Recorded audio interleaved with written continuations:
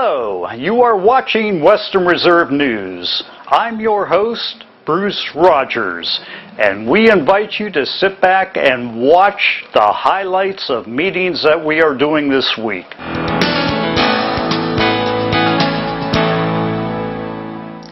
On Tuesday, September 8th, Western Reserve News was at the Western Reserve School Board of Education meeting and at the Lordstown Village Council meeting, where there was an issue regarding the village's water.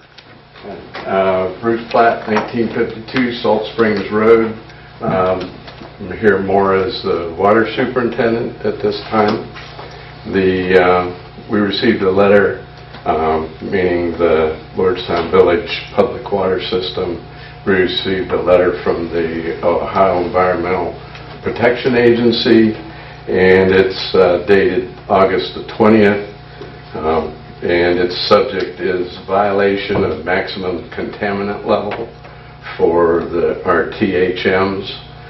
Which we monitor for quarterly and keep those records and keep a running average. The letter says basically, Lordstown Village Public Water System is in violation for exceeding the maximum contaminant level standard of 0.080 milligrams per liter.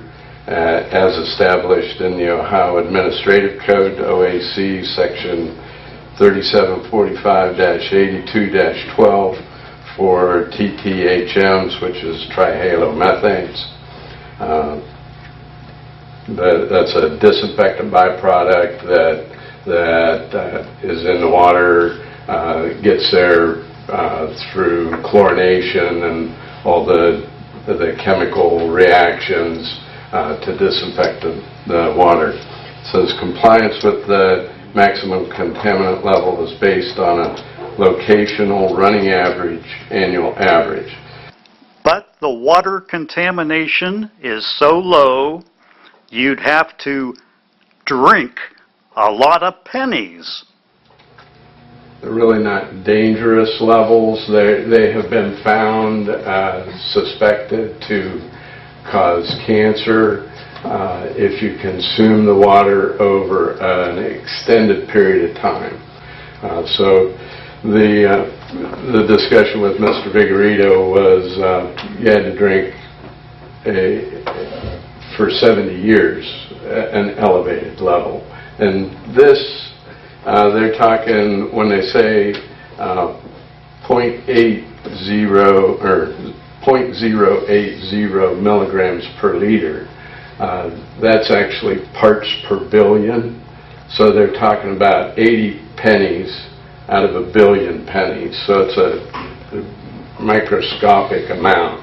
And so we had 9 pennies too many out of a billion. So in our samplings, so. The mayor of Lordstown gave his updates report. Mayor's report, I did get a call from Eastern Gateway Community College, a gentleman who Mr.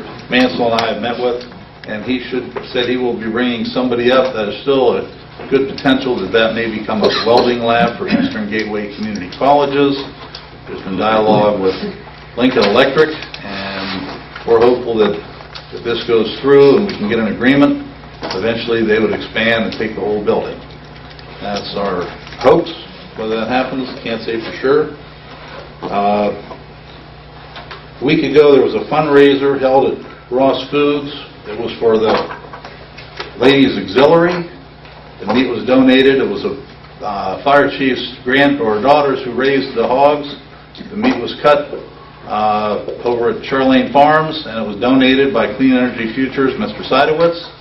And we were able to raise $1,225 for the Ladies Auxiliary. So that's a pretty good meal.